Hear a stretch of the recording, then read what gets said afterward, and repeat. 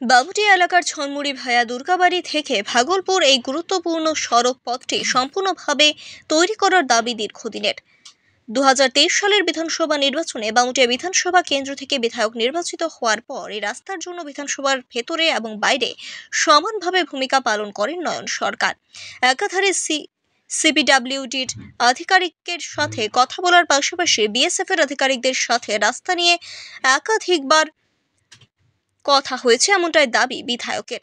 আজ এই রাস্তার কাজ শুরু হলে কাজ পরিদর্শন করতে যান বিধায়ক নয়ন সরকার। এই পর্বে কাজের সাথে যুক্ত বিভিন্ন ব্যক্তিবর্গ এবং শ্রমিকদের সাথে কথা বলে গুণমান সম্পূর্ণতা বজায় রেখে কাজ সম্পূর্ণ করার আহ্বান রাখেন বিধায়ক। এ বিষয়ে সংবাদ মাধ্যমের সামনে সংক্ষিপ্ত পরিসরে প্রতিক্রিয়া দিতে গিয়ে নয়ন সরকারের স্পষ্ট বক্তব্য হচ্ছে, দীর্ঘ প্রচেষ্টার ফসল এই রাস্তা তৈরি হচ্ছে। কথা মতো রাস্তার কাজ শুরু করায় তিনি বিএসএফ আধিকারিক থেকে শুরু করে সিপিডব্লিউডি এর যারা আছে সকলের প্রতি কৃতজ্ঞতা জানিয়েছেন এবং আগামী দিনেও সার্বিকভাবে সকলের অংশগ্রহণের মধ্য দিয়ে জনস্বার্থ সংশ্লিষ্ট কাজগুলো এগিয়ে যাবে এই আশা প্রকাশ করেন বামুটিয়ার বিধায়ক। আজকে ছনমুড়ি এলাকার রাস্তা পরিদর্শনে এসেছি। এখানে কাজ হচ্ছে বর্ডার রুট।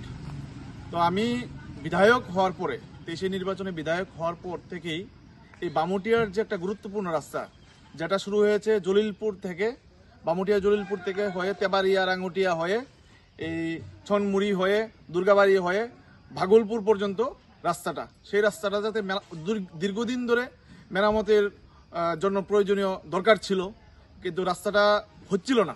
আমি বিধায়ক হওয়ার পর থেকে বিধানসভাতে কথা তুলি যাতে রাস্তাটা হয়।